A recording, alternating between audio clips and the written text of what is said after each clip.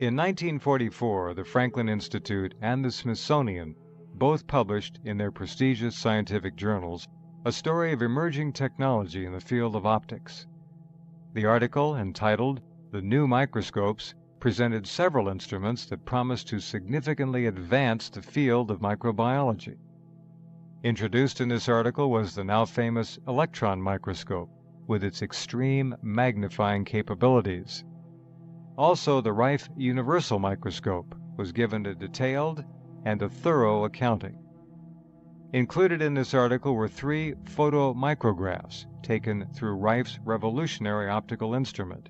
Nothing from that period could match the resolution apparent in these photomicrographs. And these pictures were taken 10 years previous to their publication in 1944. So when I saw this picture in the Smithsonian Institute report, well, I realized that this was a microscope that I would like to have. In our searching through some of the documents that we recovered on the Rife story, we came across the name of Professor John Hubbard. Now, in 1945, Professor Hubbard was just a medical student, and he read the article in the Journal of the Smithsonian Institute about the Rife microscope and was so impressed that he wanted to find out more. So in 1949, he wrote to Rife and to all the microscope companies asking for more information on this microscope. Now, he didn't find anything, but later in the 1970s, when he was a professor, he read another article that reawakened the Rife story by Christopher Bird, and he picked up the chase again and accumulated a number of documents that he shared with us. Recognizing Rife's photographs as extraordinary, Dr. Hubbard sought another expert opinion. So I went over to Don Parsons one day, and I showed him a copy of these pictures. And I asked him his opinion about them. And immediately, well, these are electron micrographs, so what? I told him no, they'd been made with light microscope back. And he immediately, this is fraudulent. That was his immediate reaction. I pointed out that these had been made long before, before electron microscopes had come on the scene. And pardon the glasses just a minute, but I would like to hold up. You all might be interested in the most recent issue of Advances in Imaging and Electron Physics, volume 115.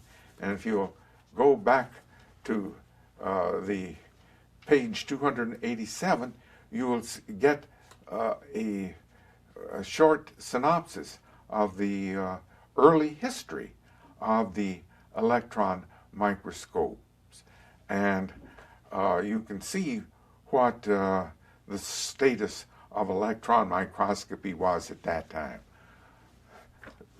Fellas, there wasn't a chance, not even if you'd wanted to be a plagiarist, you couldn't possibly have done with an electron microscope the pictures that are in that report. No possibility.